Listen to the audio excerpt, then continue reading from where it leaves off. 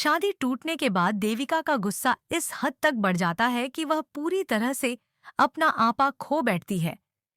जब तीर्थ और कृतिका की शादी टूटती है, देविका का दिल टूट जाता है और उसकी भावनाओं का विस्फोट एक साथ होता है। वह अपनी बहन कृतिका के लिए इतने ज्यादा परेशान हो जाती है कि उसके लिए वह किसी भी हद तक जाने को तैयार हो जाती है। देविका का गुस्सा इस कदर बढ़ जाता है कि वह तीर्थ को पकड़कर उसे बुरी तरह से घेर लेती है।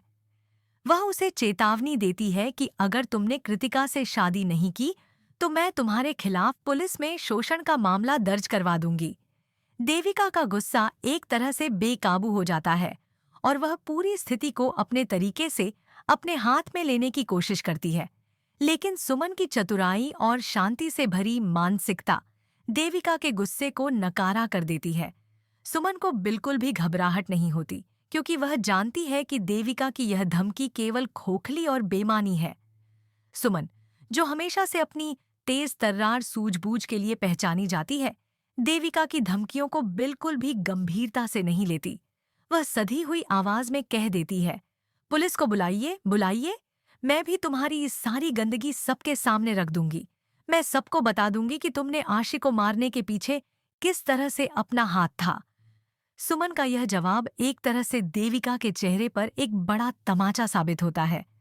देविका, जो खुद को और अपनी बहन कृतिका को इस मुश्किल से निकालने के लिए तीर्थ पर दबाव बना रही थी, अब सुमन के इस जवाब से चौंक जाती है।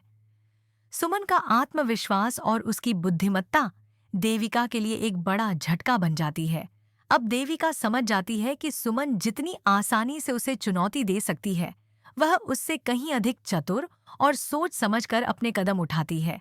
यह वाकया दिखाता है कि सुमन का विरोध करने से देविका का काम नहीं बनने वाला। सुमन के इस स्मार्ट कदम ने सभी को सोचने पर मजबूर कर दिया है। यह सिर्फ देविका और कृतिका के लिए नहीं, बल्कि तीर्थ के लिए भी एक बड़ा बदलाव साबित हुआ है। तीर्थ, जो पहले बहुत आत्मविश्वास से भरपूर था, अब सुमन के सामने पूरी तरह से असहाय महसूस करता है। देविका की धमकियों और सुमन की चेतावनियों के बीच वह फंस चुका है। वह जानता है कि अगर वह सुमन के खिलाफ कुछ भी करता है तो वह उसकी हर चाल को आसानी से बेनकाब कर सकती है। एक ओर देविका के खिलाफ उसके पास कोई ठोस कारण नहीं है और दूसरी ओर सुमन को वह चुनौती देने का साहस नहीं जुटा पाता। इससे स्पष्ट है कि तीर्थ इस जाल से निकलने का कोई रास्ता नहीं ढूंढ पा रहा है। देविका और कृतिका ने मिलकर तीर्थ को अपने जाल में फंसा लिया था और दोनों की शादी की सारी तैयारियां हो चुकी थीं। यह सभी चीजें तीर्थ के लिए एक बड़ी चुनौती बन चुकी थी। हालांकि जैसे ही सुमन ने इस शादी को रोकने का कदम उठाया, सब कुछ बदल गया। सुमन ने यह साबित कर दिया कि वह किसी भी परिस्थिति में हार नहीं मानती और वह हर स्थिति को अपनी रणनीतियों से पलट सकती है। सुमन के इस कदम ने देविका और कृतिका के सामने एक बड़ी समस्या खड़ी कर दी है। दोनों बहनें अब सोच रही हैं कि क्या उन्हें सुमन के खिलाफ कुछ नया कदम उठाना चाहिए या फिर किसी और तरीके से उसे हराया जा सकता है। गीतांजलि देवी, तीर्थ की मां, ने भी अब अपनी कसम वापस ले ली है, जो तीर्थ के लिए एक और बड़ा झटका है। पहले वह अपनी कसम के तहत अपने बेटे तीर्थ के पक्ष में खड़ी थी, लेकिन अब वह उसे छोड़ चुकी है। इसका मतलब यह हुआ कि तीर्थ अब पूरी तरह से अकेला हो चुका है। पहले उसकी मां का समर्थन था, लेकिन अब उसे अपनी लड़ाई खुद लड़नी पड़ेगी। गीतांजलि देवी का यह फैसला तीर्थ के लिए एक बड़ा मानसिक बोझ बन जाता है। अब वह जानता है कि कोई भी उसकी मदद नहीं करेगा और वह सुमन के खिलाफ कोई भी गलत कदम उठाने से पहले 100 बार सोचेगा। यहाँ पर सबसे बड़ा सवाल यह है कि क्या देविका और कृतिका एकजुट होकर सुमन के खिलाफ कोई और योजना बनाएंगी, या फिर वे खुद अपनी गलतियों से सीखते हुए सुमन के सामने झुक जाएंगी। क्या कृतिका अब तक सुमन के खिलाफ जो भी सोच रही थी वह सही था, या अब वह अपने फैसले को बदलने की सोच रही है। क्या देविका और कृतिका एक साथ मिलकर सुमन को मात देने के लिए कुछ नया कदम उठाने वाली है। सुमन ने अपनी सूझबूझ और रणनीति से पूरी स्थिति को पलट दिया है, लेकिन अब सवाल यह है कि क्या उसे अपने अगले कदम के लिए कुछ और करना होगा। सुमन की चतुराई और उसकी समझदारी उसे इस संघर्ष में एक बड़े लाभ की स्थिति में खड़ा करती है, लेकिन क्या उसे अपनी रणनीतियों को और भी मजबूत बनाना होगा?